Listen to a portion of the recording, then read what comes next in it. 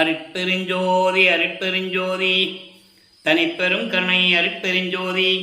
எல்லா உயிர்களும் இன்புற்று வாழ்க, வள்ளல் மலரடி வாழ்க வாழ்க, கொல்லா விரதம் குவளை எல்லாம் ஓங்குக, நல்லோர் நினைத்த நலம் பெறுக, நன்றி நினைத்த எல்லோரும் வாழ்க இசைந்து. உலக மக்களே, அறிவார்ந்த அன்பர்களே, ஆண்மநேய ஒருமைப்பாடுடைய அன்பர்களே, அருட்பெருஞ்சோதி ஆண்டவருடைய திருவிளையாடல்களை பார்த்து கொண்டிருக்கிறோம். அருட்பெருஞ்சோதி ஆண்டவர் இந்த பிரபஞ்சம் தோன்றிய காலத்திலிருந்தே எவ்வளவோ திருவிளையாடல்கள் செய்திருந்தாலும் கூட கலியுகத்தினுடைய கடைசி திருவிளையாடல் 1823 தொடங்கி 30/1/1874 ஆண்டுகள் வரை 51 ஆண்டுகள் திருவிளையாடல்கள் நடந்து கொண்டிருக்கிறது. அருட்பெருஞ்சோதியுடைய திருவிளையாடல்களை நமது பிள்ளைப்பெருமானவர்கள் இயற்றிய திருவருட்பாவில இருந்தே பார்த்து கொண்டிருக்கிறோம். ஏன் கடைசி காலகட்டத்தில், கலியுகத்தினுடைய கடைசி கட்டத்தில் ஏன் திருவிளையாடல் செய்தார் என்பதையும் நாம் பார்த்து கொண்டிருக்கிறோம். ஏற்கனவே பிரபஞ்சத்தில் தோன்றிய 4 யுகங்களிலுமே, கிரேத யுகம், திரேத யுகம், துவார யுகம், கலியுகம், இந்த 4 யுகங்களிலுமே சமயங்களும் மதங்களும் மார்க்கங்களும் உருவாகிவிட்டன. யுகங்களுக்கு ஆயுள் காலம் உண்டு. அதே போல அந்த யுகங்கள் முடிந்தவுடனே அந்த யுகத்தில் தோன்றிய சமயங்கள் மார்க்கங்கள் அழிந்துவிடும். அதற்கு பிறகு ஒரு யுகம் பிறக்கும். கிரேத யுகத்திலே கலங்க மார்க்கம், அந்த மார்க்கம் அந்த யுகத்திலே முடிந்து விட்டது. அதன் பிறகு திரேத மார்க்கம், திரேத மார்க்கத்திலே திராவக மார்க்கம், திரேத யுகத்திலே திராவக மார்க்கம், அந்த யுகம் முடிந்தவுடனே அந்த மார்க்கம் முடிந்துவிடும். அதே போல நவநீத மார்க்கம், துவார யுகத்திலே நவநீத மார்க்கம், நவநீத மார்க்கம் அதோடு முடிந்து விட்டது. இப்போ நவீன மார்க்கம்னா யாருக்கும் தெரியாது இல்லையா? அப்போ அந்த யுகம் முடிந்த உடனே அந்த மார்க்கம் முடிந்து விட்டது. அதே போல் கலியுகத்திலே பஸ்ம மார்க்கம் முடிந்து விட்டது. அதன் பிறகு தோன்றிய மார்க்கங்கள் தசா மார்க்கம், சர்புத்திர மார்க்கம், சக மார்க்கம், சமய மார்க்கம் போன்ற மார்க்கங்களும் உருவாகிவிட்டன. இப்படி ஒவ்வொரு சமய தலைவர்களும், ஒவ்வொரு சமயத்தினுடைய தலைவர்களும், அதை சார்ந்தவர்களும் அவர்களுக்கு ஏற்றபடி உருவங்களை அமைத்து, கோயில்களை அமைத்து, வழிபாட்டு முறைகளை அமைத்து மக்களை வழிபட செய்து விட்டார்கள். இன்று வரை மக்கள் வழிபட்டு கொண்டிருக்கிறார்கள். சைவ சமயம், வைஷ்ணவம், கௌபாரம், சௌரம், காணாபத்தியம் போன்ற சமயங்களிலே ஈடுபட்டு கொண்டு அவர்கள் கருத்துக்கு ஏற்றபடி அவர்களுடைய கர்த்தாக்களை வழிபட்டு கொண்டிருக்கிறார்கள். மதங்களை சார்ந்தவர்கள், மார்க்கங்களை சார்ந்தவர்கள், சமயங்களை சார்ந்தவர்கள். இதெல்லாம் முடிவடைந்த நிலையில் மக்களுக்கு தெரியாது, இதெல்லாம் முடிஞ்சு போச்சுன்னு தெரியாது. அதனால தான் வல்லப்பெருமான் நமது இறைவன் தெளிவாக அருளி இருக்கிறார்கள். இதெல்லாம் முடிந்த பிறகு இந்த யுகங்கள் முடிஞ்சிருச்சு. அந்த யுகத்தில் தோன்றிய சமயங்கள், மார்க்கங்கள், மதங்களும் முடிஞ்சிருச்சு. எல்லாருமே இன்னும் இருக்குதுன்னு நினச்சிட்டு இருக்காங்க, அவ்வளோதான். அந்த முடிவடைந்த நிலையில் இப்போ ஒளி யுகத்தில் இருந்து விட்டுருக்கோம், சதுரயுகம், ஒளி யுகம். இந்த ஒளி யுகத்திற்கென்று ஒரு மார்க்கம் வேண்டும், ஒரு ஆன்மீக மார்க்கம் வேண்டும் என்பதற்காக அருட்பெருஞ்சோதி ஆண்டவர் சுத்த சன்மார்க்கத்தை நிறுவி, அந்த சுத்த சன்மார்க்கத்தில் உலக மக்களை எல்லாம் இணைத்து உலக மக்களெல்லாம் சமரச இன்புற்று வாழ வேண்டும் என்பதற்காகவே தனது அருளால் பெற்றெடுத்த ஒரு ஆண்மகனை செல்வப்பிள்ளை என்று பெயரிட்டு வளர்த்து கொண்டிருக்கிறார் என்பதை திருவருட்பாவில் இருந்தே பார்த்து கொண்டிருக்கிறோம். அப்படிப்பட்ட மகனை சமயங்களிலும் மதங்களிலும் மார்க்கங்களில் ஈடுபட செய்து அதன் பிறகு இதெல்லாம் தேவையில்லை என்று மக்களுக்கு சொல்ல வேண்டும். அப்போ சமயங்களை சார்ந்த தலைவர்கள், சைவ சமயத்தை சார்ந்தவர்கள் தலைவர்கள், சிவபெருமான் என்ற ஒரு தலைவன், அவருக்கு பல பெயர்கள் உண்டு. அதே போன்று வைஷ்ணவ சமயத்தின் தலைவன் திருமால், பல பெயர்கள் உண்டு. இப்படி ஒவ்வொரு சமய தலைவனுக்கும் பல பெயர்கள் உண்டு. அப்போ சைவ சமயத்தில் இருந்து கொண்டு சிவபெருமானை நமச்சிவாயா சிவாய நம என்று சொல்ல வைத்து தன் மகனை, அதன் பிறகு இதெல்லாம் தேவையில்லை, அருட்பெருஞ்சோதி ஆண்டவர் தான் கடவுள் என்று சொல்ல வேண்டும். இதெல்லாம் மார்க்கங்கள் எல்லாம் முடிந்து விட்டது. இந்த சமயங்களும் மரங்களும் மார்க்கங்கள் எல்லாம் முடிந்து விட்டது. இப்போ சுத்த சன்மார்க்க காலத்தில் இருந்து கொண்டிருக்கிறோம் என்று உலக மக்களுக்கு சொல்ல வேண்டும். அதற்காகவே தனது மகனை ஒரு தாயின் வழியாக இந்த பூலோகிற்கு வருவிக்க செய்தார் அருட்பெருஞ்சோதி ஆண்டவர். நமது வல்லப்பெருமானவர்கள் திரு அருட்பிரகாச வள்ளலார் என்பது மக்களால் அழைக்கப்பட்டவர். இந்த உலகியலிலே வந்ததற்காக அந்த உலகிலே இருக்கின்ற சொந்தங்கள் அவருக்கு ராமலிங்கம் என்று பெயரிட்டார்கள். ஆனால் அவருக்கு அருட்பெருஞ்சாண்டவர் செல்வப்பிள்ளை என்று பெயரிட்டார். அப்போ ஒரு தாயின் வழியாக வருவிக்க விட்டார் இந்த பூலோகத்திற்கு. நமது பிள்ளைப்பெருமானவர்கள் இந்த பூலோகத்திற்கு வருவிக்க உற்று ஒரு தாயின் கருவறையிலே எப்படியெல்லாம் இருந்தார், எப்படியெல்லாம் அருட்பெருஞ்சாண்டவர் திருவிளையாடல் செய்தார் என்பதை பார்த்து விட்டோம். அதன் பிறகு சிதம்பர ரகசியத்தை காட்டியது. சிதம்பர ரகசியத்தை தன் மகனுக்கு காட்டியது, எப்படியெல்லாம் திருவிளையாடல் செய்தார் என்பதையும் பார்த்து விட்டோம். வெட்ட வெளியாக காட்டியது. தில்லை தளத்திடையே திரை தூக்க தரிசித்த போது வேய்வகை மேல் காட்டாதே எந்தனக்கே வெளியாய் காட்டிய மெய்வுறவாம் மெய்ப்பொருளே என்று கூறுவார். உலகியலிலே எப்படியும் திருவிழாவுக்கு போகிற மாதிரி நம்ம குழந்தை இறைவனை தூக்கிட்டு அங்கே சிதம்பரம் போகிறாங்க. அங்கே எல்லாமே நடராஜனை வணங்குறாங்க. நடராஜன் சமயத்தின் தலைவன், அவர் தான் இறைவன் சொல்லிட்டு எல்லாம் வணங்கிட்டு இருக்காங்க. ஏன்னா காலங்காலமாக அதான் நடந்துகிட்டு இருக்கு. அப்போ வழிபட்டு கொண்டு இருக்கிறார்கள். இவருக்கு மட்டும், தன் மகனுக்கு இவருக்கு மட்டும் வெளியாக காட்டுகிறார், வெட்ட வெளியாக காட்டுகிறார். அதான் சிதம்பர ரகசியம். இதெல்லாம் முடிந்த பிறகு இந்த 51 ஆண்டுகளையும், அதாவது 1823ஆம் ஆண்டு தொடங்கிய திருவிளையாடல் 1874 ஆண்டுகள் வரை நடக்குது. 51 வருஷம் திருவிளையாடல் நடக்குது. அருட்பெருஞ்சாண்டவர் செய்கிறார், திருவிளையாடல் செய்து கொண்டிருக்கிறார்.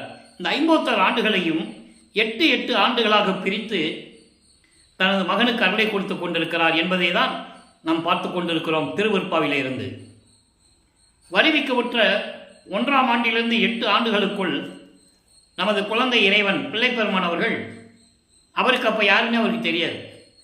பிறந்திருக்கோம் அவ்வளோதான் தெரியும் அவருக்கு. வருவிக்க உற்றவர் என்று அவருக்கு தெரியாதப்போ, நம்மளும் உலகையில் எல்லா குழந்தைகள் பிறக்க மாதிரி நம்மளும் பிறந்திருக்கோம் தான் அவர் நினச்சிட்டு இருக்கிறார்.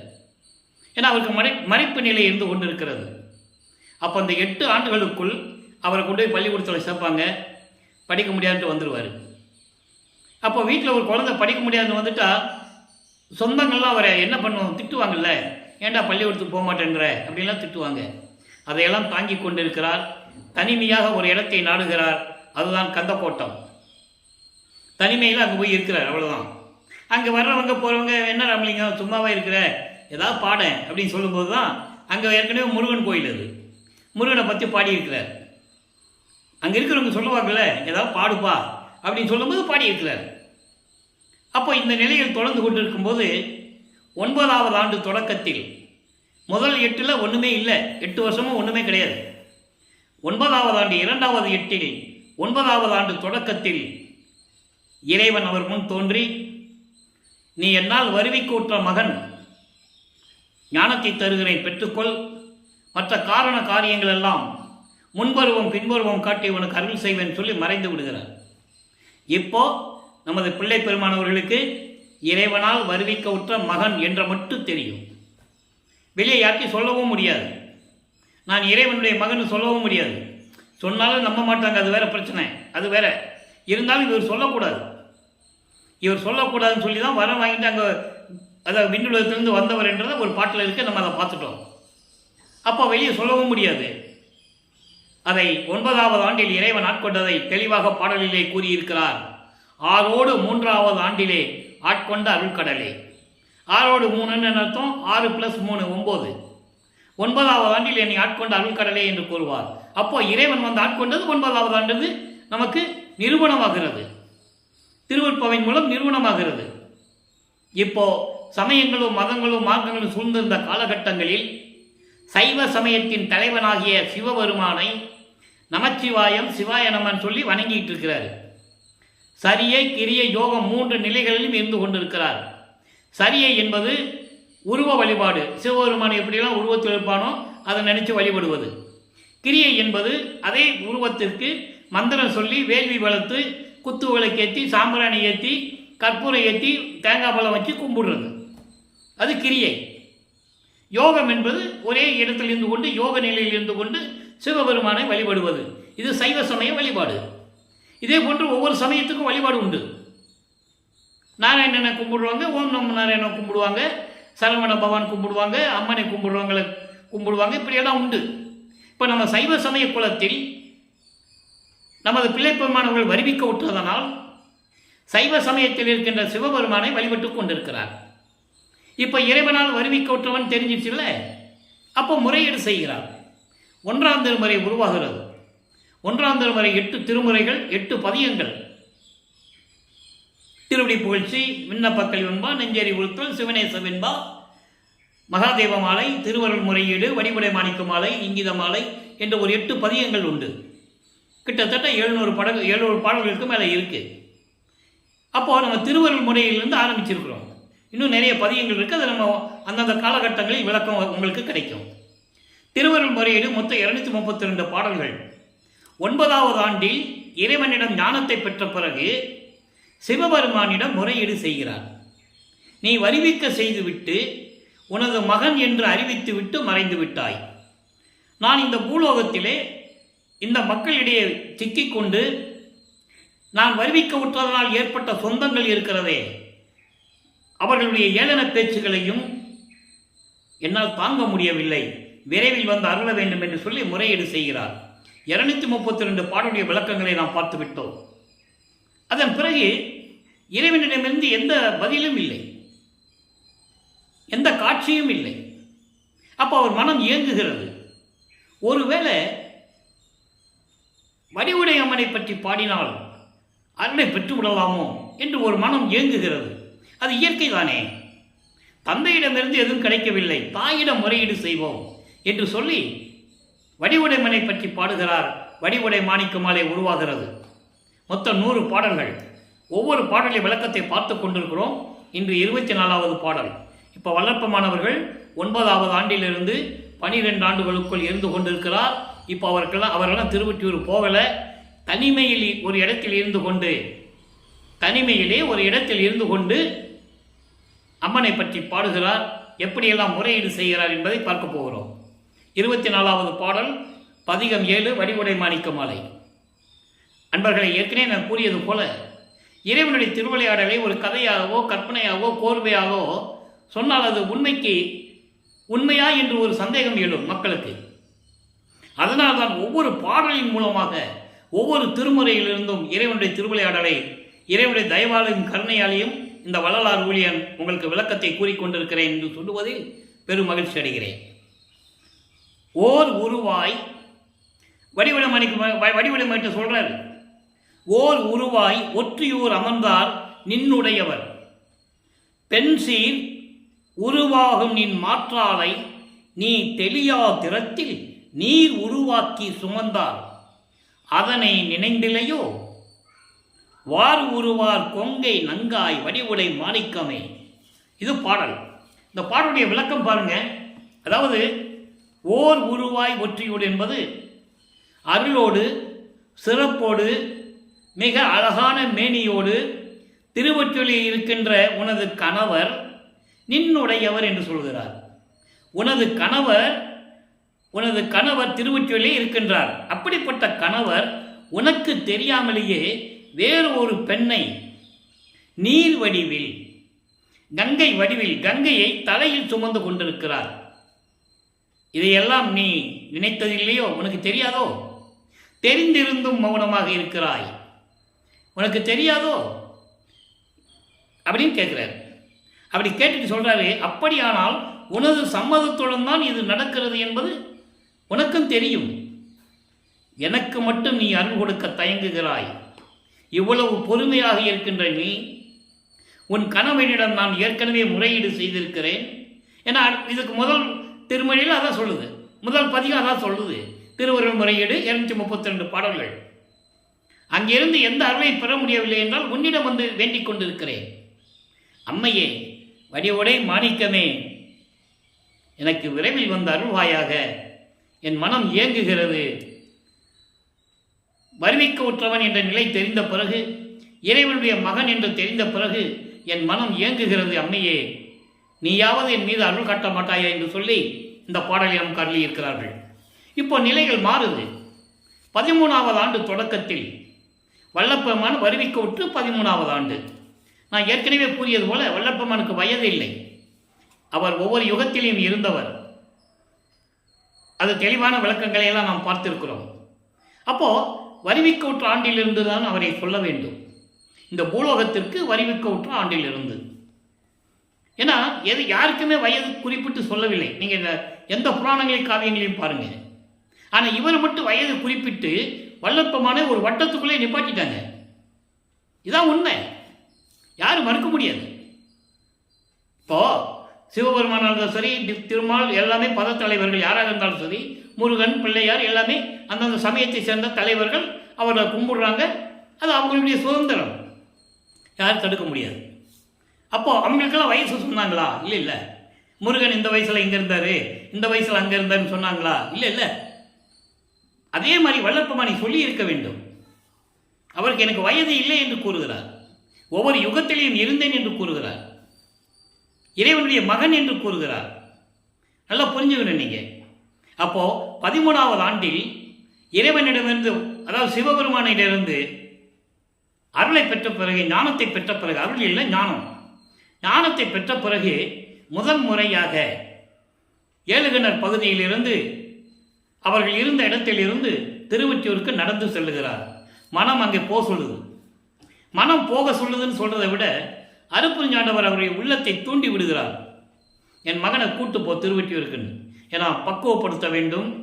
சமயங்களிலும் மதங்களிலும் மார்களிலும் தன் மகனை ஈடுபட செய்ய வேண்டும். நமச்சிவாயா, சிவாய நம, ஓம் நமச்சிவாய் என்று சொல்லி திருநீறு பூசிக்கொண்டு உத்தராட்சி மாலையை போட்டுக்கொண்டு, அதான் சைவ சமயத்தின் அடையாளம் என்று கூறுவார் வளர்ப்புமான். ஒரு பாட்டில் இருக்கு, சைவ சமயத்தின் அடையாளம். வைஷ்ணவ சமயத்தின் அடையாளம் நாமம் போட்டுக்கிறது. அதில் பல வகைகள் உண்டு. ஒத்த நாமம், கொண்டி நாமம், பட்ட நாமம், பிரிவுகள் வடகலை தென்களின் உண்டு. அதே மாதிரி சைவ சமயத்திலும் உண்டு. இப்படியெல்லாம் இருக்கின்ற காலகட்டத்தில் இவர் திருநீறு பூசிக்கொண்டு உத்தராட்சி மாலையை போட்டுக்கொண்டு நமச்சிவாய சிவாய நமன்னு வழிபட்டுக்கிட்டு இருக்காரு. இப்போது திருவொற்றியூருக்கு போயாச்சு. தெருவில் நிற்கிறார். தெருவில் இருந்து பார்த்தா அந்த கோயில் தெரியும், தியாகராஜ பெருமான் கோயில். பாடலர் மனம் உருகி உருகி பாடலர். 2ஆம் திருமுறை உருவாகிறது. வல்லப்பமானவர்கள் 16 ஆண்டுகளுக்குள் இருந்து கொண்டிருக்கிறார். அப்போ 26 பதியங்களை நம்ம பார்த்துட்டோம். மொத்தம் 113 பதிகங்கள், 1207 பாடல்கள். ஒவ்வொரு பாடலிலும் ஒவ்வொரு விதமாக இருக்கும், ஒவ்வொரு பதிகமும். ஏற்கனவே 24 பதியங்களுடைய ஒரு சுருக்கம். இவர் போக வேண்டியது, தியாகராஜனை பற்றி பாட வேண்டியது, காலையில் எந்திரிச்சு வீட்டை விட்டு போக வேண்டியது, அங்கேயே இருக்க வேண்டியது, தியாகராஜ கோயிலில் திருவொற்றியூரில் இருக்க வேண்டியது. அங்கே இருக்கிறவங்கள பார்க்குறாங்கல்ல, என்ன இந்த பையன் தினமும் வந்து இங்கே இருந்துட்டு போகிறாப்புல, பகல்லே வந்துடுறாப்புல, இரவு வந்தால் தான் வீட்டுக்கு போகிறாப்புலன்னு பார்ப்பாங்கல்ல, பார்த்துட்டு இருக்காங்க. இப்போ இந்த நிலையில் இருக்கும்போது எழுத்தறியும் பெருமான் மலை உருவாகிறது. அங்கே வடிவுடை மாணிக்க மலை பற்றி படியாச்சு. அதுக்கு முதல்ல சிவபெருமான முறையீடுகளை படியாச்சு. இப்போ எழுத்தறியும் பெருமான் மலை. எழுத்தறியும் பெருமான் மலைன்னு தியாகராஜ பெருமான் தான். தலையெழுத்து உலகில் சொல்லுவாங்கள்ல, உன் தலையெழுத்து சரியில்லை போடா, எப்படி தான் எழுதுனாங்கன்னு தெரியலன்னு சொல்லுவாங்கள்ல. அப்போது எல்லாருடைய நிலைகளையும் அறிந்தவர், எல்லாருக்கும் தலையெழுத்து எழுதினவர் அப்படின்னு சொல்லுவாங்க. உனக்கு எப்படி தான் தலையெழுத்து எழுதுனாலும் தெரியலன்னு சொல்லுவாங்கள்ல, அந்த மாதிரி. அதனால தான் எழுத்தறியும் பெருமான் மலை என்று சொல்கிறார். எல்லாம் அறிந்த இறைவன் என்று சொல்கிறார், வேற ஒன்றும் இல்லை. அந்த பாடலில் 24வது பாடல். ஊழை அகற்ற உளவு அறியா பொய்யன் இவன், பீலை மனம் நம்மை பெறாதம் மனக்கொடிய தாளை என எண்ணி என்னை தள்ளிவிட்டால் என் செய்வேன். ஏழை நான் ஒற்றி எழுத்தறியும் பெருமானை. பாடல் என்ன சொல்றாருன்னா, அதாவது நான் பாவங்களை, கர்மாக்களை நீக்குவதற்கான ரகசியங்களை தெரியாமல் இருந்து கொண்டிருக்கிறேன். நீ என்னை வருவிக்க செய்துவிட்டு மறைந்து விட்டாய், எந்த விவரமும் சொல்லவில்லை. இப்போ நான் உன்னுடைய மகன் என்று எனக்கு தெரியும், ஆனால் உலகத்தில் வெளியே சொல்ல முடியாது. உலகியல்ல சொன்னாலும் நம்ப போறதில்லை. அப்போது நான் பாவங்களையும் குற்றங்களையும் ஏளனங்களையும் கிண்டல்களையும் தாங்கிக் கொண்டிருக்கிறேன். அதை நீக்குவதற்கான ரகசியம் எனக்கு தெரியவில்லை. உளவு அறியா பொய்யன், எனக்கு ஒன்றுமே தெரியல, என்ன செய்ததுன்னு தெரியல. இவன் அப்படிப்பட்டவன் நான். என்னுடைய தீய எண்ணங்களை கொண்ட அந்த மனதை யாரை சுத்தப்படுத்த முடியும்? உன்னால் தான் முடியும். நம்மை, அதாவது உன்னை எண்ணாது, உன்னை நினைக்காது அடர்ந்த முள் புதர் போன்ற மனமுடையவன் என்று என்னை நினைத்து என்னை ஆட்கொள்ளாமல் நீ விட்டுவிட்டால், என்னை தள்ளிவிட்டால் என்று சொல்லுகிறார். அதாவது என் மனம் ஒரு முள் புதரில் நம்ம இருந்தால் எப்படி இருக்கும்? எவ்வளோ வேதனையாக இருக்கும். ஒரு முள் புதரில் நம்ம கிடக்கிறோம், எவ்வளவு வலி வேதனை இருக்கும். அதுபோல என் மனம் துன்பப்பட்டு கொண்டிருக்கிறது. நான் உன்னை நினைக்கல, உன்னை பற்றி பாடலை, உன்னை பார்க்க வரலை நீ நினச்சி என்னை ஆட்கொள்ளாவிட்டால், என்னை தள்ளிவிட்டால், என்னை விலக்கி விட்டால், என்னை புறம் தள்ளினால் நான் என்ன செய்வேன்? இந்த ஏழை, இந்த மகன் என்ன செய்வான்? ஒற்றியூர் இழுத்தறியும் பெருமானை விரைவில் வந்து அருள்வாயாக என்று கூறுகிறார். அவர் மனம், நமது இறைவன் மனம் எப்படி புண்பட்டு இருக்கும் யோசனை பண்ணி பாருங்க. இறைவன் மகன் தெரியும் எவ்வளவு துன்பப்பட்டு கொண்டிருக்கிறார் என்பதை நீங்கள் சிந்தித்து பார்க்க வேண்டும். அந்த நிலையில் எழுத்தறியும் பெருமானை பற்றி பாடுகிறார். எந்த விதமான பதிலும் இல்லை. இதற்குள் வல்லற்பெருமானுக்கு 16 ஆண்டுகள் முடிந்து விட்டது. 2 எட்டுகள் முடிந்து விட்டது. இப்போ 3வது எட்டில் அடியெடுத்து வைக்கிறார். 3ஆம் திருமுறை உருவாகிறது. நல்லா கவனிச்சுக்கிட்டே வரணும். அவ்வளவு அற்புதமான திருவிளையாடல்கள் இது. மக்கள்கிட்ட யார் சொல்லாதனால் தெரியல. எல்லாருமே இதற்கு முன்னால் பேசியவர்கள் 5 திருமுறை வரைக்கும் படிக்க வேண்டாம், அதெல்லாம் விட்டுருங்க, மக்களை ஏமாற்றி விட்டார்கள் சொல்லி. ஏன் படிக்க வேண்டாம் சொல்வதற்கு இவங்க யாரு? இறைவன் அருளிய திருமுறைகள் நம்ம யாரு படிக்க வேண்டாம்னு சொல்றதுக்கு? நல்லா புரிஞ்சுக்கணும். தேவாரம், திருவாசகம், திருமந்திரம் படிக்காதீங்கன்னு யாராவது சொன்னாங்களா? சொல்லல இல்லை. அப்புறம் இதை ஏன் சொன்னாங்க? யோசனை பண்ணி பார்க்கணும், சிந்திக்கணும். அப்போ இந்த நிலையில் இருக்கும்போது 3ஆம் திருமுறை உருவாகிறது. அங்கே 19 பதிகங்கள், 235 பாடல்கள், எல்லா விளக்கத்தையும் நம்ம பார்த்துட்டோம். இப்போ நம்ம நெருங்கிட்டு இருக்கோம், இறைவனுடைய திருவிளையாடலை முடிக்கிறதுக்கு நெருங்கிட்டு இருக்கோம். அப்போது 19 பதிகங்களிலும் இப்போ கொஞ்சம் நிலைகள் மாறுது. திருவொற்றியூருக்கு போகிறாரு, அங்கே சிவபெருமானை பார்க்குறாரு, இப்போ காட்சி கொடுக்குறாரு. அன்பர்களே, நான் ஏற்கனவே கூறியது போல நீ பேசக்கூடிய கருத்துக்கள் அத்தனையுமே பாடல்கள் உண்டு. அந்த பாடல்களை விளக்கத்தை தான் உங்களுக்கு சொல்லிகிட்டு இருக்கேன். கற்பனையாகவோ கதையாகவோ நான் சொல்லலை. அப்போது இவர் பார்க்குறாரு, காட்சி கொடுக்குறாரு. இவருக்கு ஒரே சந்தோஷம். இறைவன் காட்சி கொடுத்துட்டாரே, அருள் கொடுத்துருவார்னு சந்தோஷம் வரும்போது மறைஞ்சிடுவார். இப்படியே காலங்கள் ஓடிக்கொண்டிருக்கிறது. அதன் பிறகு அவர் மனதில் ஏற்பட்ட துயரங்களையும் துன்பங்களையும் மன ஏக்கத்தையும் அந்த தவிப்பையும் நாரையிடம் சொல்லி தூது அனுப்புவது போல பாடல்கள் உண்டு. கிளிகளிடம் சொல்லி தூது அனுப்புவார். நாரையும் கிளியும் நாட்டூரும் தூது என்ற ஒரு பதிகம் அற்புதமாக இருக்கும். எந்த விதமான பதிலும் இல்லை. இறைவனிடமிருந்து எந்த பதிலும் பெற முடியவில்லை, அருளையும் பெற முடியவில்லை. அதுக்கப்புறம் உலகியல் இருக்கிறவங்க ஒரு வீட்டில் நல்ல விஷயம் நடக்கணும், பிள்ளைகளுக்கு கல்யாணம் பண்ணணும், இல்லை வீட்டில் ஒரு குடும்ப கஷ்டம் வருது, ஏதாவது பரிகாரம் செய்யணும்னு நினைக்கும்போது குறி கேட்க போவாங்க, ஜோசியம் கேட்க போவாங்க இல்லையா? அதே மாதிரி இவரும் போகிறார்.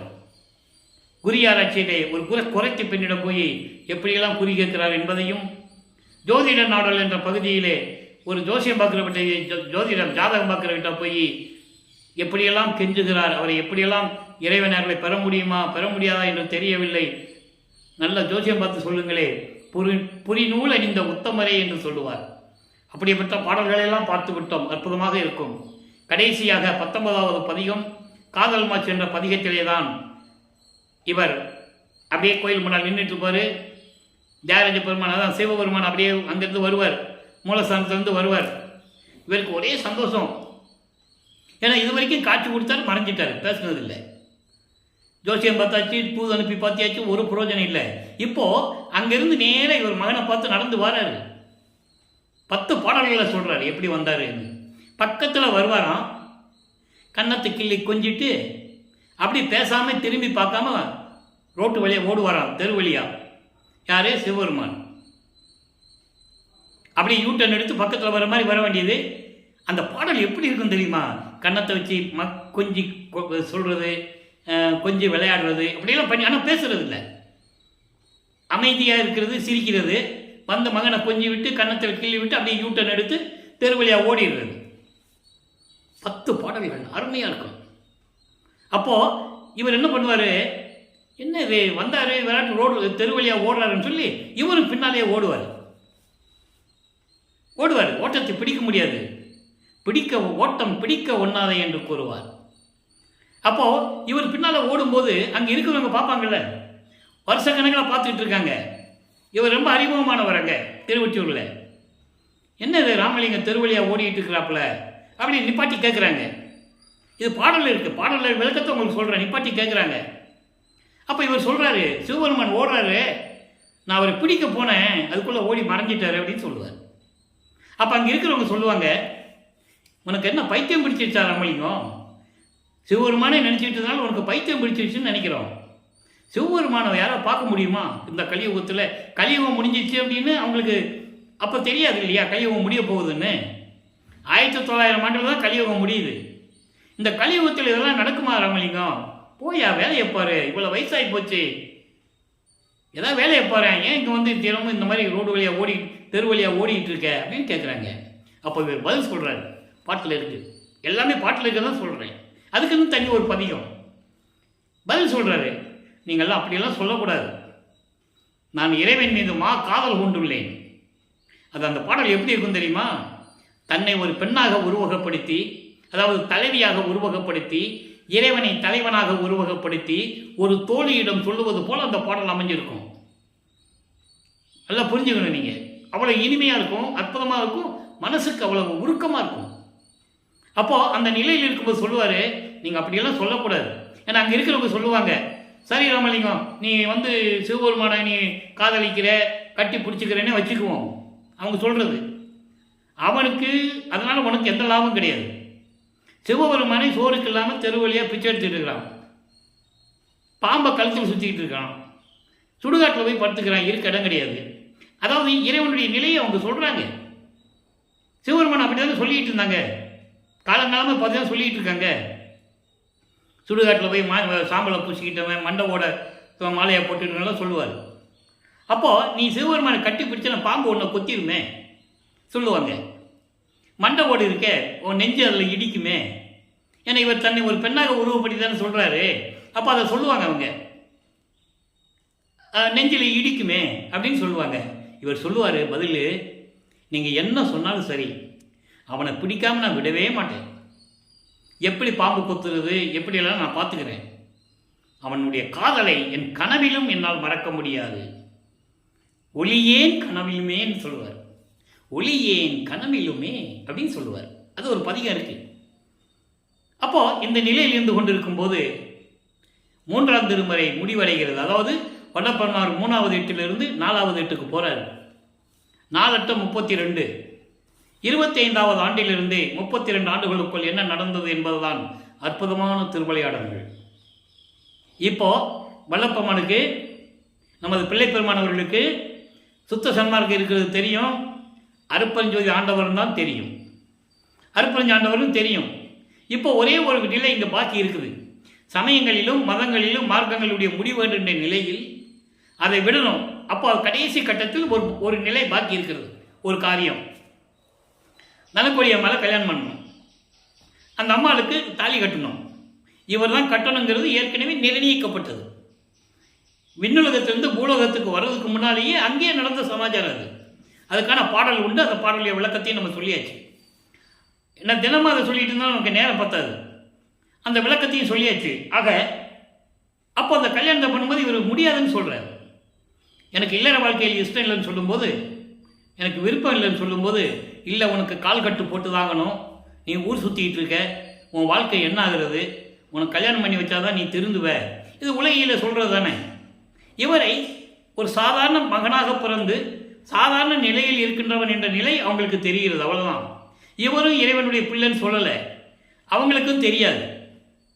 அந்த நிலையில் அதற்காக தான் அந்த தனமால் இவருக்கு அக்கா மகளாக, அதாவது வருவிக்க விட்டதால் ஏற்பட்ட சொந்தது. வல்லப்பெருமானுக்கு உறவே கிடையாது, அவருக்கு எந்த உறவும் கிடையாது. அவருக்கு ஒரே உறவு அருட்பெருஞ்சோதி ஆண்டவர் தான். தந்தையும் தாயுமானவன் அருட்பெருஞ்சோதி, நீயே என் தந்தை அருளுடையாய், என்னை நேர்ந்து பெற்ற தாயே என்று கூறுவார். இதெல்லாம் இறைவனுடைய திருவிளையாடல்கள். அப்போ இவருக்கு தெரியும், இவர் தான் தாலி கட்டணும்னு தெரியும், ஆனால் வெளியே சொல்ல முடியாது. அந்த நிலையில் திருமண ஏற்பாடுகள் நடந்து கொண்டிருக்கிறது. அந்த திருமண நிகழ்விலே, அந்த நிகழ்ச்சியிலே பிரம்மன், திருமால், ருத்திரன் எல்லாம் தேவர்கள் எல்லாம் அங்கே வந்து அமர்ந்திருக்கிறார்கள் வாழ்த்துவதற்கு. தங்களை ஆளப்போகின்ற இறைவனுக்கு திருமணம் நடக்கப் போகிறது, அவரை வாழ்த்த வேண்டும் என்று சொல்லி பிரம்மன், திருமால், ருத்திரன் அங்கே வந்து உட்கார்ந்துருக்காங்க. இது பாடல் இருக்குது, கதை அல்ல, கற்பனை அல்ல. உட்கார்ந்துருக்காங்க, இவரும் பார்க்குறாரு. எல்லாரும் வந்தாச்சு, அப்பாவும் அம்மாவும் வரலையே. அருட்பெருஞ்சாண்டவரும் சிவகாமி வழியை வரலேன்னு மனம் துன்பப்படுகிறார். அருட்பிரகாச மாலையில் 100 பாடல்களில் அவ்வளோ விளக்கங்கள் உண்டு. அப்போது சரி, நேரம் கடந்துருச்சே அப்படின்னு சொல்லும்போது அந்த அம்மா காலத்தில் தாலி கட்டி அந்த அம்மாவுக்கு விமோசனத்தை கொடுக்குறாரு. அதோடு அந்த நிகழ்வு முடிகிறது. சமயங்கள், மதங்கள், மார்க்கங்கள் சொல்லப்பட்ட அந்த நிகழ்ச்சிகள் அதோடு முடியுது. சிவபெருமான் நமச்சிவாய சிவாய நமன் சொன்னது அதோடு முடியுது. திருநீர் பூசுறது, உத்தராட்ச மலை போடுறதெல்லாம் அதோடு முடியுது. சரியக்கிரிய யோகம் என்ற 12 நிலைகள் அதோடு முடியுது. அதோடு முடிஞ்சு போச்சு. ஞான சரியை ஞான யோகத்தில் எப்படி இருக்கணும்னு தந்தை மகனிடம் சொல்கிற பாடலை இன்னைக்கு நம்ம பார்க்க போகிறோம். திருநூறு வேண்டாம், இதெல்லாம் வேண்டாம் அப்படின்னு சொல்கிற பாடல்கள்லாம் இருக்குது, நம்ம பார்க்க போகிறோம்.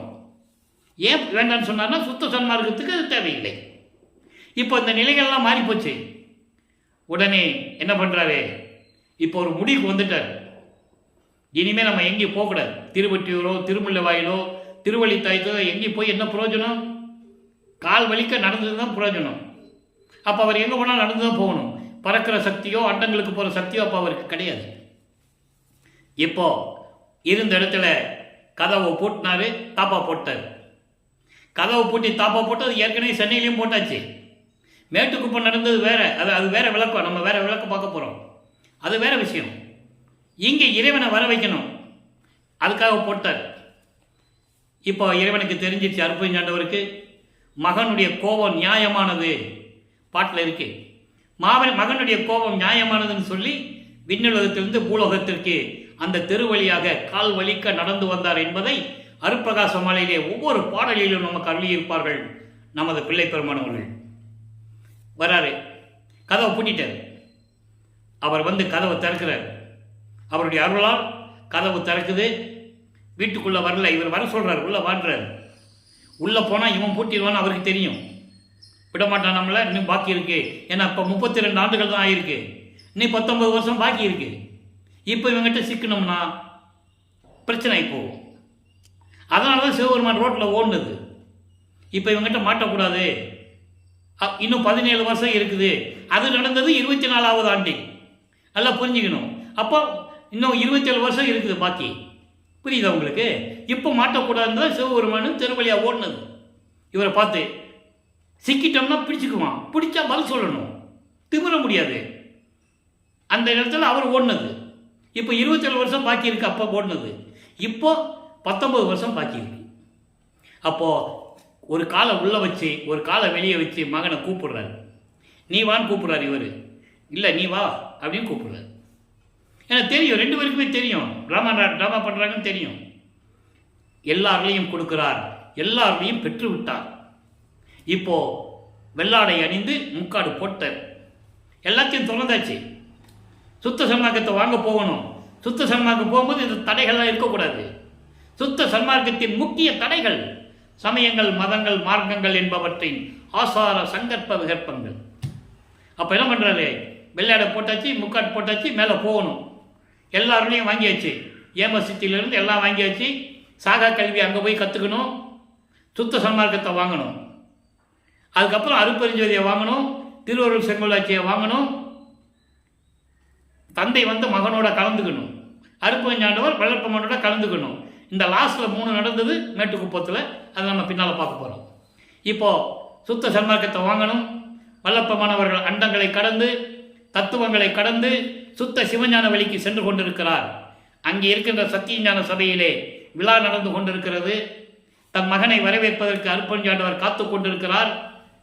அன்பர்களே, இந்த நிகழ்வை எல்லாம் உலக மக்களிடம் 202 ஆண்டுகள் ஆகியும் வல்லப்பமானவர்கள் வருவிக்க விட்டு 202 ஆண்டுகளாகியும் மக்களிடம் யாரும் சொல்லவில்லை. ஒரு நபர் கூட சொல்லலை இதை பற்றி. நீங்கள் சிந்தனை பண்ணி பாருங்க. இதெல்லாம் பாட்டில் இருக்குது. தத்துவங்களை தனித்தனியாக கடந்தேன். அருட்பெருஞ்சோதி அட்டகத்தில் படிக்கிறாங்க. ஆனால் அவங்களால சிந்திக்க முடியல. இறைவன் அருள் அவங்களுக்கு கிடைக்கல, யோசிக்க முடியல அவங்களால. நல்லா புரிஞ்சுக்கணும். தத்துவங்களை தனித்தனியாக கடந்தேன்.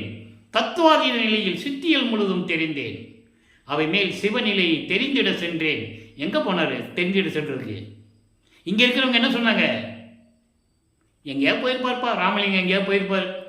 அவர் எங்கே போனார் வந்தார் யாருக்கு தெரியும்? போனால் 6 மாதம் ஆகுமோ 1 வருஷம் ஆகுமோ எங்கேயாவது சுற்றிட்டு வருவார். இப்படியே தான் சொல்லிகிட்டு இருந்தாங்க. அவர் சொல்கிறாரு நான் சிவஞான வெளிக்கு போய்கிட்டு இருக்கேன்னு. எதுக்கு? சுத்த சன்மார்க்கத்தை வாங்குவதற்காக. தெளிவாக இருக்குது பாட்டில். அங்கே தான் போய் வாங்குறாரு சுத்த சன்மார்க்கம். அதுக்கப்புறம் போகிறாரு. அங்கே தேவர்கள் எல்லாருமே ஏற்கனவே தினமும் சொல்கிறது தான், என்ன சொல்லி தான் ஆகணும், அந்த சுருக்கத்தை சொல்லி தான் ஆகணும். எல்லாருமே இவருக்கு வழிகாட்டுறாங்க. முதல்ல போகிறார். 13வது ஆண்டில் எப்படி முதலாக திருவொற்றியூர் போனாரோ அதே போல் 33வது ஆண்டில் முதல் முறையாக அண்டங்களை கடந்து தத்துவங்களை கடந்து அங்கே போயிட்டுருக்கிறார். அங்கே சுத்த சிவஞான வெளியில் இருக்கின்ற சத்தியஞான சபைக்கு போகிறாரு. பிரம்மன் திருமாலாம் வெளியே தான் நிற்கணும், படிக்க கீழே தான் நிற்கணும், உள்ளே போக முடியாதவங்க. அதனால தான் கொலையும் புலையும் தவிர்த்தவர்கள் உள்ளே போவோன்னு இங்கே சொன்னார். இங்கே அதே மாதிரி ஒரு சத்தியஞான சபை நிறுவி சொன்னார். நீங்கள் நல்லா புரிஞ்சுக்கணும். அப்போது இவர் மட்டும்தான் உள்ளே போகிறாரு. அங்கே நடக்கிற நிகழ்ச்சிகளை அங்கே வெளியே இருந்து தான் பார்க்கணும். அந்த படிக்கு கீழே வெளியே இருந்து தான் பார்க்கணும். மகனை வரவேற்கிறார். அன்புடன் வரவேற்று மகனை இந்த ஆடைகளை எல்லாம் கலைந்து விட்டு, முக்காடோடு தானே போகிறாரு, வெள்ளை ஆடை அணிந்து முக்காடு போட்டு போகிறாரு. இதெல்லாம் கலைந்து விட்டு புனித நீராடி புத்தாடை அணிந்து அணிகலன்களை அணிந்து மங்கள கோலத்துடன் வருவாயாக என்று கூறுகிறார். நீ 2.5 நாளிகை தான் இருக்கிறது, அதாவது 1 மணி நேரம் தான் இருக்குது, உனக்கு மணிமுடை சூட்ட வேண்டும் என்று சொல்லி அங்கே இருக்கின்ற அலங்கரிக்கப்பட்ட அந்த இருக்கையிலே அமர வைத்து மணிமுடி சூட்டி மகனுக்கு சுத்த சன்மார்க்கத்தை கொடுக்கிறார். நான் பெற்றுவிட்டேன் என்று கூறுகிறார். சுத்த சன்மார்க்கம் பெற்றேன், பெரிய சிவ அனுபவத்தால் சுத்த சன்மார்க்கம் பெற்றேன், இறைவாமை உற்றேன் கான் தோழி. அந்த பாடலுடைய அனுபவ மாலையில் இருக்குது. அதனால நம்ம பார்க்க போகிறோம்.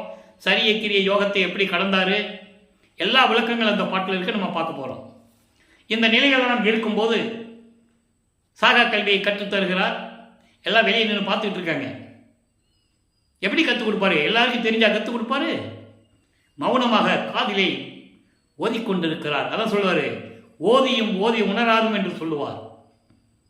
காதிலே ஓத சாகா கல்வியை மகனின் காதில் ஓதி கற்பித்துக் கொண்டிருக்கிறார். அதையெல்லாம் பார்த்துக்கிட்டு இருக்காங்க வெளியே நின்றுக்கிட்டு. பாட்டில் இருக்கு, யாரும் மறுக்க முடியாது. ஆக எல்லாத்தையும் கற்றுக்கொண்டு மகனே சென்று வா, நீ 9 ஆண்டுகள், நீ 19 ஆண்டுகள் இருக்கு, இப்போ 33னா நீ ஒரு 19 ஆண்டுகள் ஏறத்தால சொல்லும்போது தான் கருங்கூரிலே இருக்க வேண்டிய ஏற்கனவே நிர்ணயிக்கப்பட்டது இங்கே எங்கேயும் இருக்கணும்னு சொல்லி ஏற்கனவே பிளானிங்கில் உண்டு. அப்போ கருங்குழியிலே உறைவிடமாக கொண்டிருக்கிறார் 9 ஆண்டுகள். அந்த வீட்டிற்கு தண்ணீரால் விளக்கரித்த இல்லம் என்ற ஒரு பெயரை கொடுத்துவிட்டு கருங்குழியை விட்டு இவர் இங்கே வரணும் வடலூருக்கு. இப்போ வல்லப்பமானவர்கள் 6வது எட்டில் இருந்து கொண்டிருக்கிறார். 6 × 48. அப்போ இந்த 8 ஆண்டுகளுக்குள் என்ன நடந்தது என்பதை தான் இப்போ பார்த்துக்கிட்டு இருக்கோம். ஏற்கனவே பார்த்ததெல்லாம் விளக்கங்கள்லாம் கொடுத்தாச்சு, இப்போ பார்த்துக்கிட்டு இருக்கோம். அப்போ ஏற்கனவே அருப்பஞ்சாண்டவரும் வள்ளற்பமானவர்களும் கூடி பேசியபடி, தந்தையும் மகனும் உரையாடியபடி ஜீவகாணி ஒழுக்கத்தை உலக மக்களுக்கு ஏற்படுத்த வேண்டும் என்பதற்காகவே ஒரு தர்மசாலையை நிறுவ வேண்டும். நல்லா புரிஞ்சுக்கணும். நீங்கள் தர்மசாலை திடீர்னு உருவாகல, ஏற்கனவே நிர்ணயிக்கப்பட்டது. தந்தையும் மகனும் சேர்ந்து ஜீவகாணி ஒழுக்கம் வேணும், மக்களுக்கு உலக மக்களுக்கு சொல்லணும். ஏன்னா ஜீவகாணி ஒழுக்கம் என்பது சுத்த சன்மார்க்கத்தின் தலையாய நெறிகளில் அதுவும் ஒன்று. நல்லா புரிஞ்சுக்கணும், அதுவும் ஒன்று. அதனால ஜீவகாணி ஒழுக்கம் வரணும்னா ஒரு தர்மசாலையை நிறுவனம். அங்கே பசியோடவர்களுக்கு பசியாற்றணும். அப்போ உலக மக்களுக்கு அது தெரியப்படுத்தணும். பசியின் கொடுமை என்றால் என்ன என்பதை தெரியப்படுத்த வேண்டும். அதனாலே ஏற்கனவே நிர்ணயிக்கப்பட்டபடி பார்வதியூர் மக்கள் இருந்து பெறப்பட்ட அந்த இடத்திலே 23/5/1867 தர்மசாலையை நிறுவி அன்றே அணிய அடுப்பை மூட்டி பசியோடு வருகின்றவர்களுக்கு பசி ஆற்றி கொண்டிருக்கிறார், பசியை நீக்கி கொண்டிருக்கிறார் நமது இறைவன் வல்லப்பெருமானவர்கள். அப்போ தர்மசாலையில் இருக்கும்போது என்னென்ன நடந்தது சொல்லணும்ல. சென்னையில் இருக்கும்போது 32 ஆண்டுகள் வரைக்கும் என்ன நடந்ததுன்னு சொல்லிட்டோம். அப்புறம் 33வது ஆண்டில் சுத்த சன்மார்க்கம் வாங்கிட்டு வந்தது சொல்லியாச்சு. இப்போ தர்மசாலையில் கருங்குழியில் இருக்கிறது சொல்லியாச்சு. இப்போ தர்மசாலையில் இருக்கும்போது என்னென்ன நடந்தது, உலகியல் அதாவது செவிவில் வந்த செய்திகள்லாம் உண்டு, அது உண்மை. சங்கராச்சாரியார் வந்தது, ஏன்னா வழி வழியாக பார்த்துக்கிட்டு இருக்காங்கல்ல, அவங்களாம் புஸ்தகங்கள்லாம் போட்டிருக்காங்க, அதெல்லாம் உண்மைதான். சங்கராச்சாரியர் வந்தது, சமஸ்கிருதம் தான் தாய்மொழி என்று சொன்னது, நமது பிள்ளை பெருமானவர்கள் தமிழ் மொழி வேணால் தந்தை மொழியாக இருந்துட்டு போகட்டுமே என்று சங்கராச்சாரியரை மடக்கி பேசியது, சங்கராச்சாரியருக்கு முன்னாலே ஒரு சின்ன பையனை குழந்தையை விட்டு 12 மொழிகளிலே பேச வைத்தது, சமஸ்கிருதம் பேச வைத்தது முக்கியமாக. இதனால் சங்கராச்சாரியார் வல்லற்பமானுடைய நிலையை அறிந்து பெரிய மகான் என்று சொன்னார்கள். அவ்வளவுதான், கடவுள் என்று யாரும் சொல்லவில்லை வல்லற்பமானை. நல்லா புரிஞ்சுக்கணும். நீங்கள் ஏதோ சுற்று விளையாட்டு காட்டிட்டு இருக்காரு, இப்படி தான் நினச்சிட்டு இருந்தாங்க. உடனே அங்கே என்னெல்லாம் நடந்தது என்பதை எல்லாம் நாம் பார்த்து விட்டோம். அதுக்கப்புறம் 1869ஆம் ஆண்டு நீதிமன்றத்திலே எப்படி திருவொற்பாவை மறுப்பா என்று அறிவிக்க வேண்டும் என்று ஆறுமுகனாளர் தவளையை வழக்கு தொடர்ந்தார்களோ, அதையெல்லாம் வெற்றியோடு வெற்றி வாகை சூடிக்கொண்டு நமது பிள்ளை பெருமானவர்கள் தர்மசாலையில் வந்து அமர்ந்து கொண்டிருக்கிறார்கள். இப்போ எங்கே என்ன நடந்ததுன்னா, உத்தரஞான சிதம்பரம் மாலை உருவாகியது. அதற்கிடையிலே நீதிமன்றத்தில் நடந்தது ஏற்கனவே தினமும் நாம் கூறிக்கொண்டிருக்கிறோம். இவர் போய் அங்கே காட்சி அளித்தது, திடீரென்று எழுந்து அருள்கிறார். அங்கே திடீர்னு அவரால் நிற்க முடியும். ஆனால் இங்கே இருக்கிறவங்க என்ன சொல்லுவாங்க, நாளைக்கு கோர்ட்டுக்கு விசாரணை இருக்குது, இவர் வள்ளலார் என்ன பண்ணுவார், மாட்டு வண்டியில் தான் போவார், மாட்டு வண்டியில் போகணுன்னா கரெக்டு டயத்துக்கு போகணும்ல, இப்படியெல்லாம் பேசிகிட்டு இருப்பாங்க. அதெல்லாம் உண்மைக்கு புறம்பானது. அவர் திடீர்னு நினைச்ச இடத்துல இருக்க முடியும். எல்லாருலையும் பெற்றவரை போவார். நல்லா புரிஞ்சுக்கணும் நீங்கள். அப்போது அவருக்கு நீதிபதிக்கு காட்சி கொடுக்குறார். நீதிபதி பிரிட்டிஷ்காரரு. ஆறுமுகனாளருடைய வக்கீல் வந்து முத்துசாமி ஐயர். நீதிபதி கேட்குறாரு வல்லற்பமானிடம், உங்களுக்கு வாதாடுவதற்கு யாராவது வக்கீல் இருக்காங்களான்னு கேட்குறாரு. இல்லை, நானே வாதாடுகிறேன் என்று சொல்லுகிறார். அந்த நிலைகளெல்லாம் நம்ம ஏற்கனவே விளக்கங்கள் பார்த்துட்டோம். திருவொற்பாவை மறுப்பா என்று அறிவிக்க முடியாது என்ற தீர்ப்பை அளித்துவிட்டு அந்த வெற்றி வாகையோடு இங்கே வந்து அமர்ந்து கொண்டிருக்கிறார்கள். இப்போ உத்தஞான சிதம்பரம் மலையில் என்ன நடந்ததுன்னு நம்ம சொல்லிட்டோம். இங்கே ஏற்கனவே சத்தியஞான சபை வரப்போகிறது என்பதை சூட்சமமாக விளக்கங்கள்லாம் அதில் இருக்கும். அப்போ இங்கே சத்தியஞான சபை கட்டலை. இந்த நிலைகள்லாம் நம்ம பார்த்துட்டோம். இப்போ நடராஜாதிபதி மாலை, சர்க்குருமணி மாலை, அனுபவ மாலை, தனித்திராளங்கள், இதில் எந்த நிலைகள் இருக்கின்றன, தர்மசாலை இருக்கும்போது எப்படியெல்லாம் நடந்தது, ஏன் நடராஜபதி மாலை என்று ஒரு பதிகத்தை அளித்தார் என்றால் அதுக்கு விளக்கம் நான் கொடுத்துருக்கேன். நடராஜன் வேறு, நடராஜ பதி வேறு. அருப்பெருஞ்சோதி நடராஜ பதியை என்று கூறுவார், தனி நடராஜன் என்று கூறுவார். இந்த நிலைகளுக்காக தான் அந்த பதியங்களே உருவாச்சு. சிவபெருமான் நமச்சிவாயம் என்று சொல்லுவதையெல்லாம் சுத்தசன்மார்க்கம் பெற்ற பிறகு அருப்பெருஞ்சோதி ஆண்டவர் என்று எப்படி கூறுகிறார், அருப்பெருஞ்சோதி ஆண்டவருடைய நிலை என்ன, சிவபெருமானுக்கு எப்படியெல்லாம் சொன்னார், கழுத்தில் பாம்பு சுற்றி இருக்கும், கங்கை வச்சிருப்பார் எல்லாம் சொல்லுவார் இல்லையா. அந்த நிலைகள்லாம் போயிடுச்சு, அதோட முடிந்து விட்டது. இப்போ நடராஜபதி மாலையில் பாருங்க என்ன சொல்றான்னு பார்ப்போம். வாட்டமோடு சிறியனேன் செய்வகை அறியாது மன மிக மயங்கி ஒரு நாள் மண்ணில் கிடந்து அருளை உண்ணி உலகியனை மறந்து துயில்கின்ற போது எப்படி சொல்றார் பாருங்க. நாட்டம் ஒரு வைகரையில் என் அருகே அணைந்து என்னை நன்னுரை எழுப்பி மகனே. இது வரைக்கும் முதல்ல பொருள் பார்ப்போம், பின்னால் இருக்குது. இப்போ சமயங்களிலும் மதங்களிலும் மார்க்கங்களிலும் இருந்து கொண்டிருக்கும் போது, அதாவது 9வது ஆண்டிலிருந்து வருவிக்கப்பட்ட 9வது ஆண்டிலிருந்து 32 ஆண்டுகள் வரைக்கும் நான் அந்த 32 ஆண்டுகள் வரைக்கும் வாட்டமோடு இந்த சமயங்களையும் மதங்களையும் மார்க்கங்களையும் பின்பற்றி கொண்டு என்ன செய்வதென்று தெரியாமல் மனம் மயங்கி இருந்த போது ஒரு நாள் 33வது ஆண்டில், அது 5வது எட்டில், நல்லா புரிஞ்சுக்கணுங்க. அதை தான் நம்ம 4 திருமணியில் முடிச்சுட்டோம். அதை ஒரு நாள் என்பது 33வது ஆண்டில் மண்ணில் கிடந்து அருளை உண்ணி, கடைசி கட்டம், சமயங்களையும் மதங்களையும் உடனும் சுத்த சன்மார்க்கத்தை வாங்கணும் அந்த கேப்பில். அப்போ இந்த மண்ணில் கிடந்து என்பது இந்த பூலோகத்தில் இருந்து உன்னாலே வருவிக்க உற்று இவ்வளவு துன்பங்களை அனுபவித்து சமயங்களையும் மதங்களையும் மார்க்கங்களையும் இருந்து கொண்டு சிவாய நமச்சிவாய் என்று சொல்லி இதெல்லாம் பற்றி கொண்டு மனம் மயங்கி ஒரு நாள் இருந்தபோது, ஒரு நாள் நான் உன்னுடைய அருளை எண்ணி எப்போ அருளை பெறப்போணுமோ எண்ணி இருக்கும்போது இந்த உலகியலினை மறந்து இந்த உலக வாழ்க்கையெல்லாம் துறந்து துயில்கின்ற போதுன்னு தூங்கணும் போது இல்லை, நல்லா புரிஞ்சுக்கணும். அவருக்கு ஏது தூக்கம்? இந்த உலகத்தை மறந்து ஏங்கிய போது, எப்போ அருளை பெற முடியுமோ, எப்போ பெறப்போகிறோமோ என்று ஏங்கிக் கொண்டிருந்த போது, துயில்கின்ற போதுன்னா தூங்கிக்கிட்ட போது இல்லை. அதை நல்லா புரிஞ்சுக்கணும் நீங்கள். அது நூல் விளக்கம்.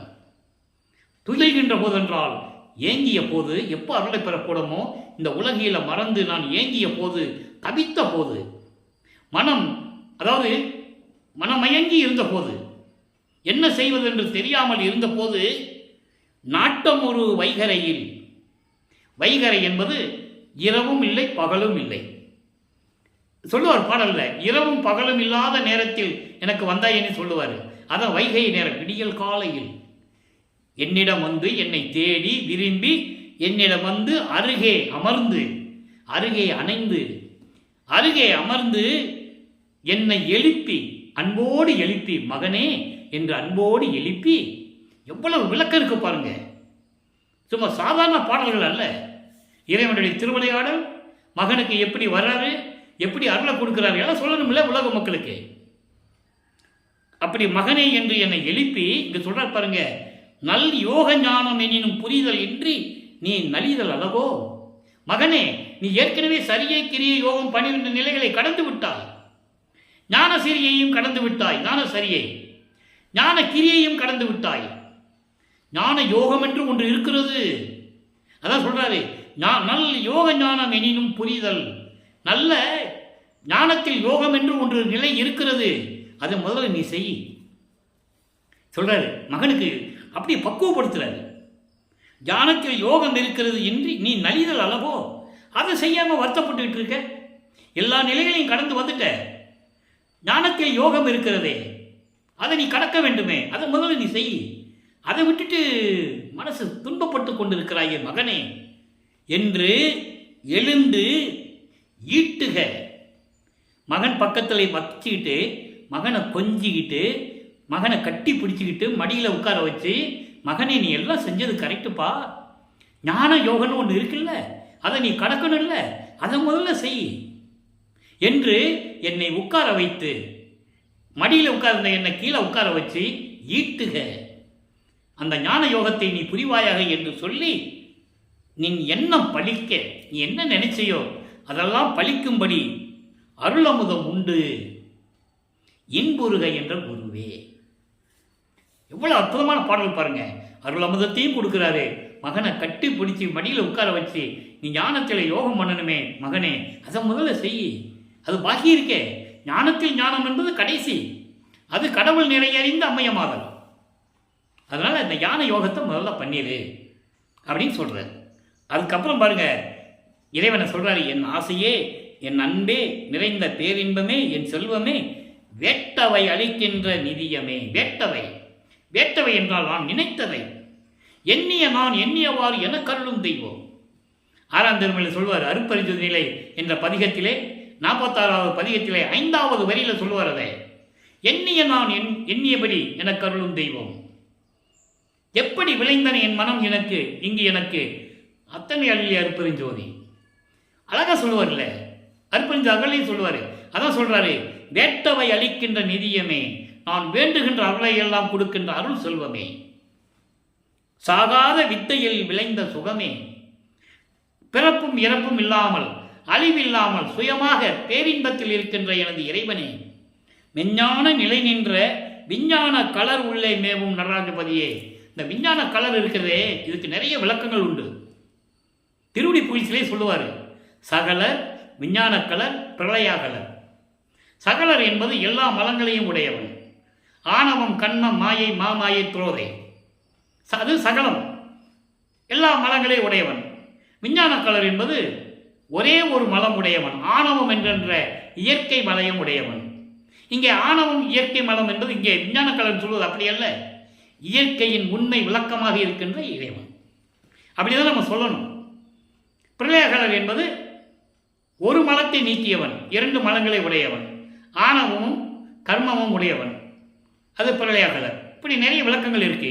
இங்கே விஞ்ஞான கலர் என்று சொல்லும்போது இயற்கையின் உண்மையோடு விளங்கி கொண்டிருக்கின்ற இறைவன். அதுக்கு ஆணவம் இயற்கை மரம் தான், அதில் ஒன்றும் தவறு இல்லை. இப்போ சர்க்குருமணி மாலையில் என்ன சொல்கிறாரு, அடுத்த பதியத்தில் பாருங்க, அற்புதமான பாடல். கருதாமல் கருதும் ஓர் கருத்தினுள் கருத்தே, காணாமல் காணும் ஓர் காட்சியின் விளைவே, எருதாக தெரிந்தேனுக்கு இகம் பரம் அளித்து இரவாத வரமும் தந்து அருளிய ஒளியே. இந்த 4 வரைக்கும் முதல்ல விளக்கம். அதாவது நினைத்து கூட பார்க்க முடியாத அரிய நிலையில் என் உள்ளத்தில் இருக்கும் இறைவனே, பார்க்க முடியாத காட்சிகளெல்லாம் காட்டக்கூடிய அந்த நிலையில் இருக்கின்ற இறைவனே, எனக்கு யாரும் பார்க்க முடியாத காட்சிகளை எல்லாம் எனக்கு காட்டிக் கொண்டிருக்கின்ற அந்த காட்சிகளின் விளைவே, அந்த காட்சிகளை கொடுக்கக்கூடிய அருட்பெருஞ்சோதியே, எரிதாக தெரிந்தேனுக்கு மாடு போன்று எந்த விதமான பலனுமில்லாமல் ஊர் சுற்றி தெரு சுற்றி கொண்டிருந்த எனக்கு இகமும் பரமும் அளித்து, இகமும் பரமன் என்ன, இகம் என்ன பூலோகம், பரமன விண்ணுலகம், இந்த 2 உலகங்கள் இருக்கின்ற சக்திகள் எல்லாம் எனக்கு கொடுத்து இரவாத வரமும் தந்து அருளிய ஒளியே. ஒளியன் என்ன, அருட்பெருஞ்சோதியே சொல்லிட்டாரா? மரணமில்லா பெருவாள் கொடுத்த சொல்லிட்டாரா? அடுத்து சொல்ற பாருங்க, வருதாகம் தவிர்த்திட வந்த தெல்லமுதே, வருதாகம் தவிர்த்திட பிறவி துன்பத்தை நீக்கிட வந்து தெல்லமுதம் அளித்த இறைவனே, மாணிக்க மலை நடு மருவிய பரமே. மாணிக்க மலை நடு என்பது சுத்த சிவஞான வெளியிலே, சத்தியஞான சபையிலே, பொற்சபையும் சிற்சபையும் கூடிய சபையிலே நடுவிலே நின்று திருவிளையாடல் செய்து கொண்டிருக்கின்ற இறைவனே, அப்படிப்பட்ட பரம்பொருளே, தருதானம் உன்னை என சாற்றிய பதியே, தருதானம் உன்ன என்னை சாற்றிய பறையே. அதாவது எப்போதும் தர்மத்தையே சிந்தித்துக் கொண்டிருப்பாயாக என்று சொல்லி எனக்கு அருளிய இறைவனே. அதான் தருதானம். தருதானம் என்பது தர்ம சிந்தனை, உயிர் இரக்கம், உயிர் நேயம், எல்லா உயிர்களையும் தன் உயிர் போல் நினைப்பது. அதான் தருதானம் என்று சொல்லுகிறார். தருதானம் உணன நினைச்சுக்கிட்டே இருக்கணும், எந்நேரம் அந்த சிந்தனையில் இருப்பாயாக என்று சொல்லிய என் பதியே, அருட்பெருஞ்சோதியே, தனி நடராஜன் சொல்லிட்டாரா? தனி நடராஜன். சிதம்பரத்தில் இருக்கிற நடராஜன் கிடையாது. அவன் சமய சமயத்தை சேர்ந்தவன், சமய சமயத்தின் தலைவன், சமயங்களையும் மதங்களையும் மார்க்கங்களையும் கொண்ட ஒரு தலைவன், அவ்வளவுதான். இது தனி நடராஜன், அருட்பெருஞ்சோதி. நடராஜன் நடனங்களுக்கெல்லாம் நடராஜன், அதான் நடராஜ பதியே என்று கூறினார். சொல்லிட்டு சர்க்குரமணி என்று சொல்லுகிறார். இப்படிப்பட்ட இறைவன், எனக்கு மரணமில்லா பெருவாழ்வை கொடுத்த இறைவன், பிறவி துன்பத்தை நீக்கிய இறைவன், அங்கே சத்தியஞான சபையிலே அருள் நடனம் செய்து கொண்டிருக்கின்ற இறைவன், எப்போதும் இந்த தர்மத்தை பற்றியே உயிர் இறக்கத்தையும் உயிர் நேயத்தையும் உயிர்களின் நேசத்தை புரிந்து கொண்டு நீ இருப்பாயாக என்று கூறிய எனது தந்தை என்று கூறுகிறார். அடுத்த தனித்திரங்களிலே ஒரு பாடல், 151வது பாடல். என்னுரைக்கேன் என்னுரைக்கேன் இந்த அதிசயம் தன்னை. நான் எப்படி சொல்லுவேன் இந்த அதிசயத்தை? என்ன அதிசயம்? எம்மோனர்கள்னா என்னை சார்ந்தவர்களே, என் மக்களே, என்னை நம்பி இருக்கின்ற மக்களே, என்னை சார்ந்தவர்களே, என்ன அதிசயத்தை நான் சொல்லுவேன் தெரியுமா? என்ன அதிசயம்? பொன்னுரைக்கும் மணிமன்றில் திருநடனம். பொன்னுரைக்கும் மணிமன்றில் சத்தியஞான சபையிலே பொற்சபையில் இருந்து கொண்டு திருவிளையாடல் செய்து கொண்டிருக்கின்ற புனிதன். யாரு புனிதன்? அருட்பெருஞ்சோதி. என் உள்ளத்திலே மின் உரைக்கும்படி கலந்தான். மின் உரைக்கும்படி என்பது மின்னல் வேகத்தில், மின்னல் எப்படி பச்சுன்னு வருதை அந்த மாதிரி மின்னல் வேகத்தில் ஒரு நொடி பொழுதில் என் உள்ளத்தில் கலந்தான், பிரியாமல் விளங்குகின்றான். என் உள்ளத்தில் கலந்து பிரியாமல் இருந்து கொண்டிருக்கிறார். எம்மை என்னும் என்னை விட்டு இறையும் பிரியாது, அம்மையும் அப்பனுமாம் அருட்பெருஞ்சோதி என்று கூறுவார். இது அருட்பெருஞ்சோதி அகவலிலே உண்டு. ஒரு கன பொழுது கூட என்னை விட்டு இனிமே பிரிய மாட்டார் என்று கூறுகிறார். அப்போ மெய்மையாக சத்தியம் பண்ணுகிறார். சத்தியமாக நான் சொல்லுவதெல்லாம் சத்தியம். தன்னுரைக்கும் என்னுரைக்கும் சமரசம் செய்து அருள்கின்றான்.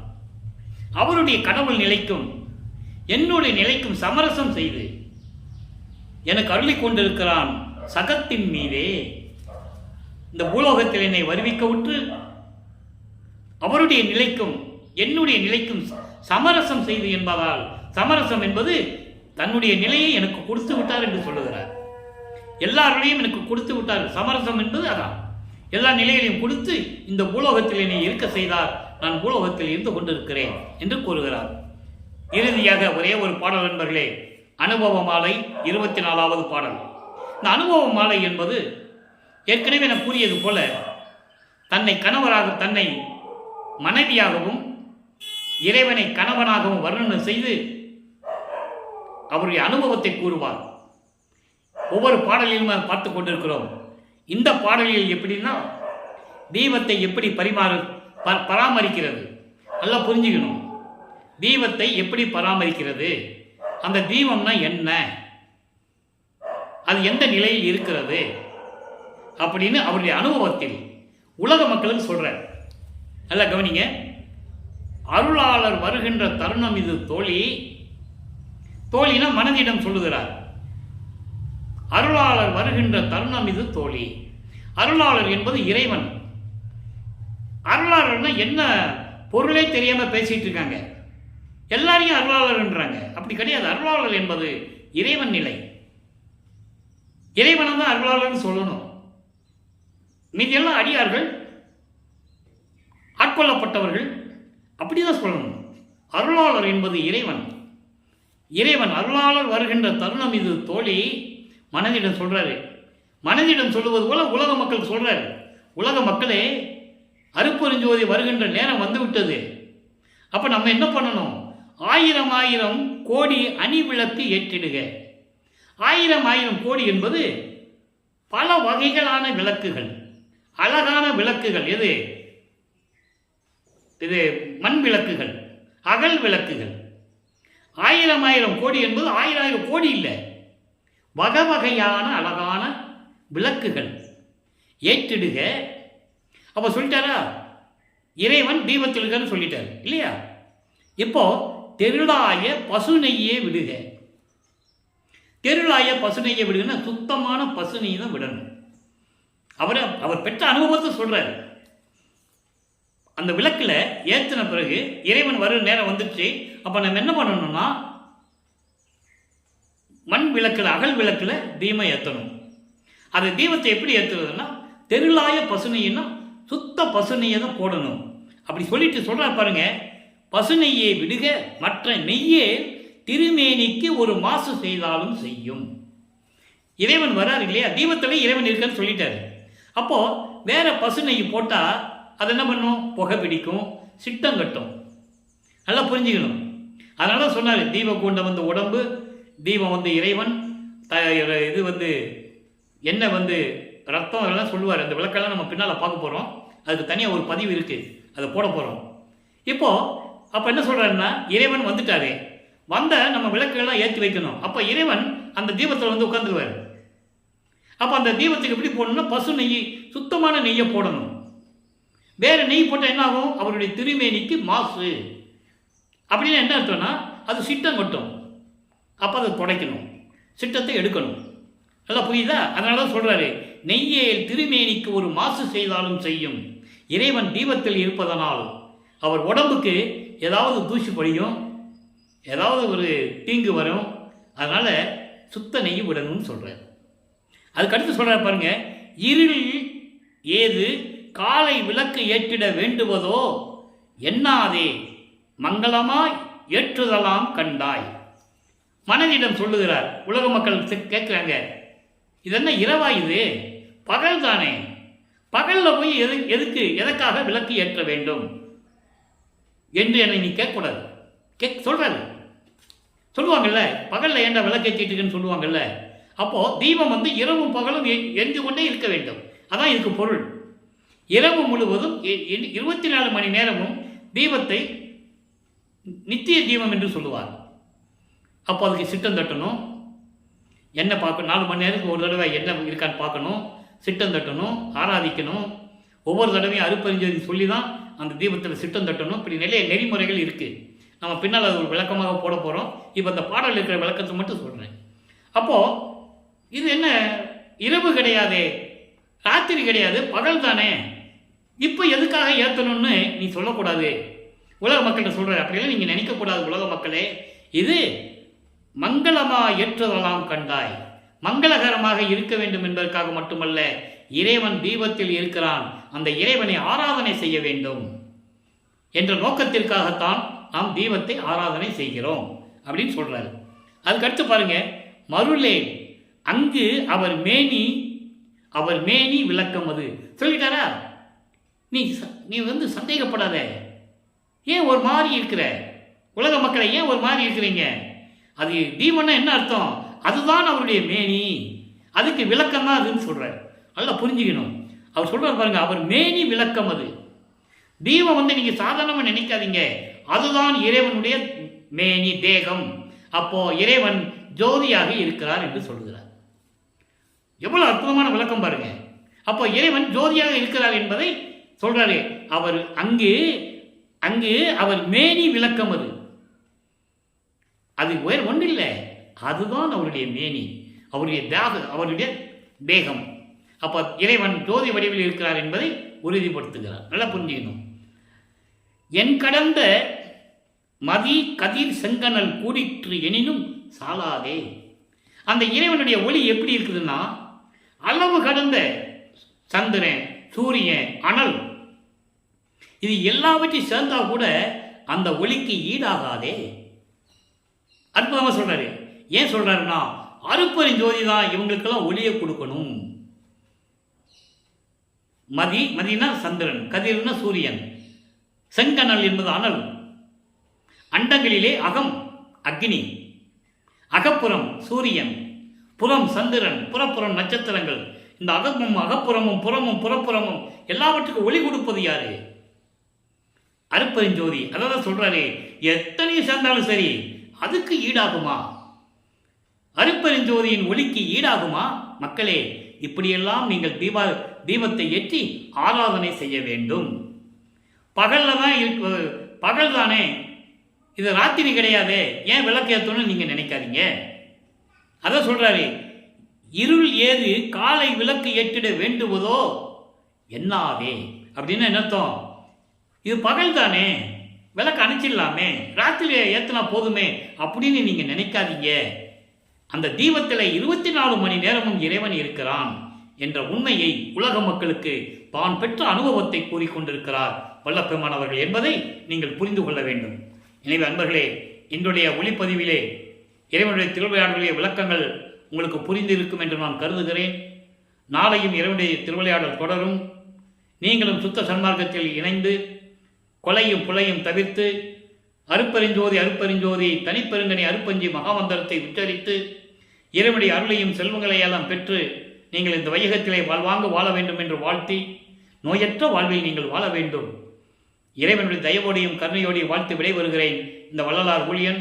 மீண்டும் நாளை சந்திப்போம். நன்றி, வணக்கம். அருப்பெருஞ்சோதி தனிப்பெரும் கருணை அருப்பெருஞ்சோதி.